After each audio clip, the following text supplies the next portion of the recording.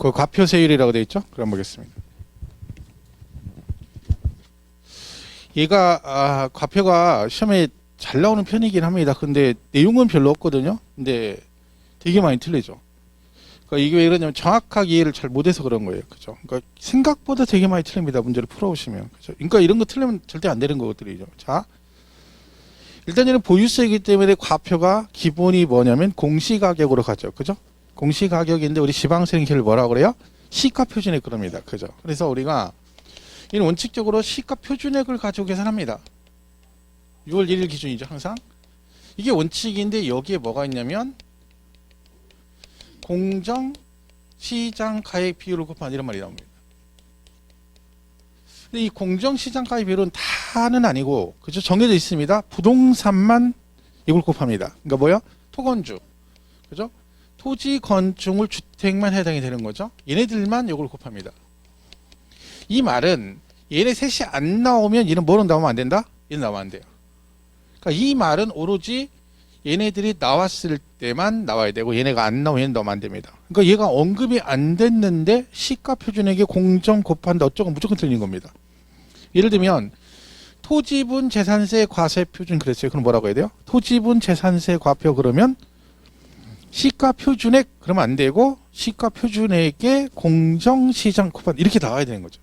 근데 만약에 뭐 재산세 과세표준은 그랬는데 갑자기 시가표준액에 공정 어쩌고 하면 틀립니다. 왜? 그러면 걔가 맞으면 이런 말 쓸 필요가 원칙이 그렇다는 얘기잖아요. 근데 선박항공은 아니거든요. 그러니까 항상 이 얘기가 나왔을 때면 얘가 나와야 돼요. 그걸 잘 기억을 하셔야 됩니다. 그 다음에 얘네 둘은 비율이 50에서 90 사이를 했죠. 요 안에서 정하고 얘는 40에서 80 범위 안에서 정하도록 되어 있어요. 그러니까 고정된 건 아니죠. 이 말 뜻이 그 부동산 시장의 상황을 봐가면서 그때 맞는 비율을 정한다 이런 뜻이거든요. 그죠? 근데 이 비율이 처음에 정할 때 얘는 반절, 그죠? 양쪽 다 공통의 반절에서 70이고 얘는 60입니다.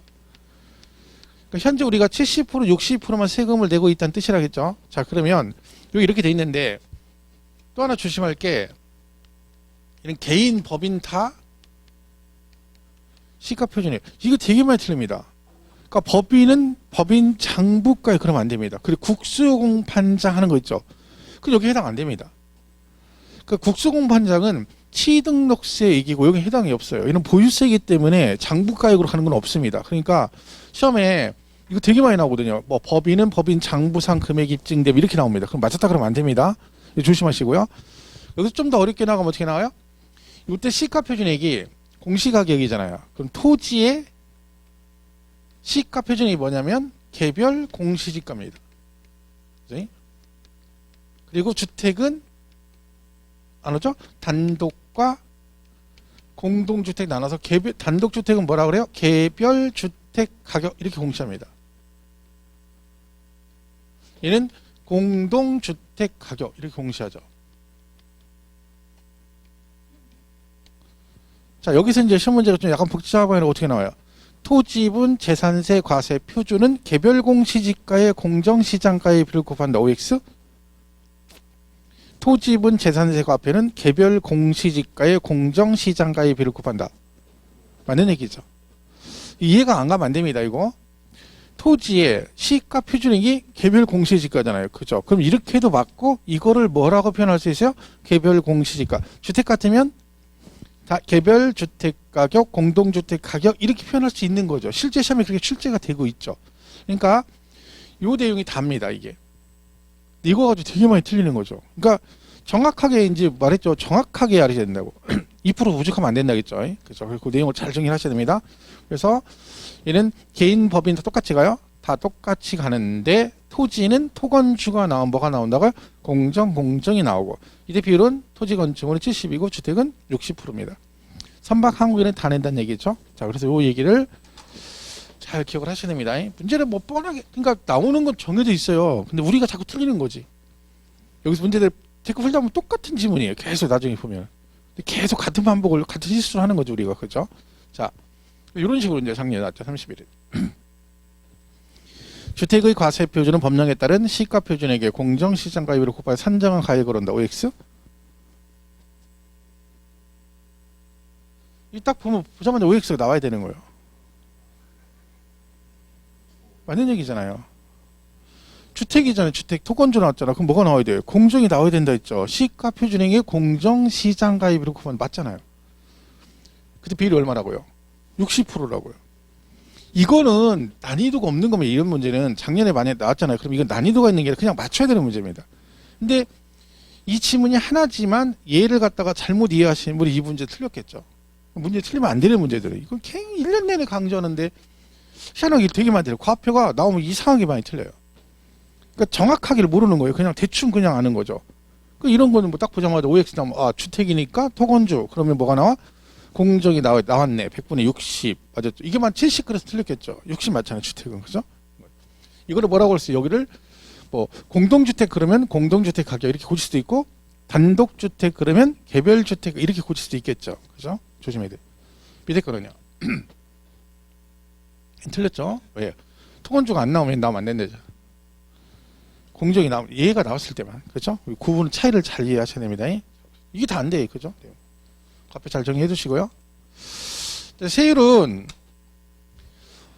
일단 재산세 세율이 작정하고 내면 맞출 수는 없습니다. 왜냐면 이거 토지 같은 경우 분리별도 종합해서 구분해서 내버리면 내용이 답이 없어요. 왜냐면 다 외워야 되니까 내용이 그죠? 근데 이제 기본적으로 이제 가감 조정은 다 되죠. 지방세 3개 다. 얘는 근데 50% 범위에서 가감이 되는데 항상 여기를 많이 내죠. 작년에 이거 나왔었죠. 3년간 적용한다. 작년에 그때 아니고 당해년도만. 그러니까 가감할 수는 있는데 그 해에만 적용할 수 있다. 이건 매번 강조하는 거고 작년에 출제됐던 문제고요. 세율은 자 우리 지방세 3개 있죠. 얘네들은 전부 다 원래 비례가 원칙이에요. 비례예요. 그렇죠? 근데 재산세만 뭐가 섞여 있어? 예, 누진이 섞여 있어요. 얘만 누진이 섞여 있어요. 그래서 재작년 시험에 재산세 문제가 나왔었어요. 누진세율 적용 대상인 걸 고르실게요. 왜? 얘만 누진이 섞여 있으니까 그런 거죠. 그러면 이때 재산세의 누진은 뭐가 있냐면 종합부동산세 대상인 3개. 요것만 누진세율 대상입니다. 그러니까 이 중에 종부세 대상이 3개가 있죠. 뭐 있어요? 토지 중에 별도 합산 대상 토지와 종합합산 대상 토지 그리고 주택. 요 3개가 누진이거든요. 그러니까 얘네 셋만 누진세율이에요. 이거 종부세 대상이고. 얘가 나중에 종부세를 내죠. 그죠? 요거 빼고는 전부 다 비례세율 구조로 되어 있습니다. 그러니까 토지도 보시면 여기 보시면 별도 종합이죠. 얘네들은 뭘로 되어 있어요? 누진세율로 되어 있습니다. 그래서 종합은 0.2에서 0.5%고 얘는 0.2에서 0.4%로 되어 있습니다. 그죠?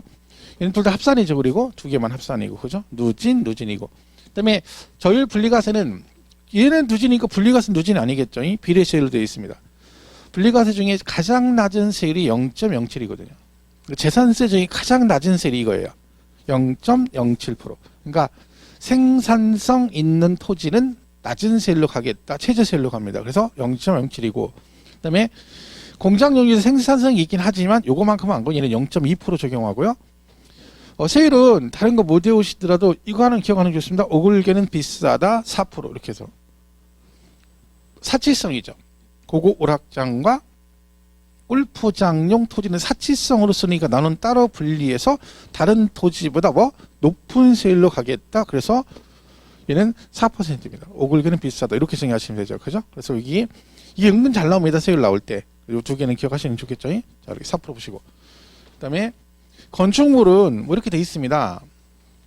일반 건축, 이제 얘도 똑같죠? 오글개. 토지도 4%, 건축물도 4%죠. 사치성이라. 그죠?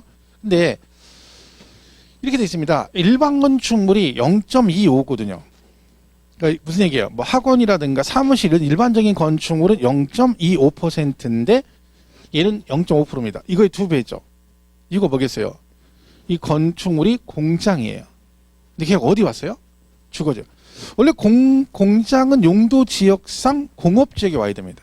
그죠? 근데 얘가 주거지역에 공장에 왔기 때문에 용도 지역에서 오면 안 되는데 왔잖아. 어쨌든. 그죠? 그러니까 일반 건축물의 2배로 갑니다. 그러니까 여기 키포인트는 공장은 용도 지역상 공업 지역에 와야 되는데 주거나 상업이나 여기에 오면 안 되는데 왔으니까 어쨌든 일반 건축은 똑같이 가면 안 되기 때문에 2배에서 0.5%로 가고요. 오글개는 비싸다 이렇게 돼 있습니다. 요거는 뭐 그러니까 과거 시험에 세율 나온 적이 있었는데 그 지문 5개 중에 3개가 이거 있어요. 오글개.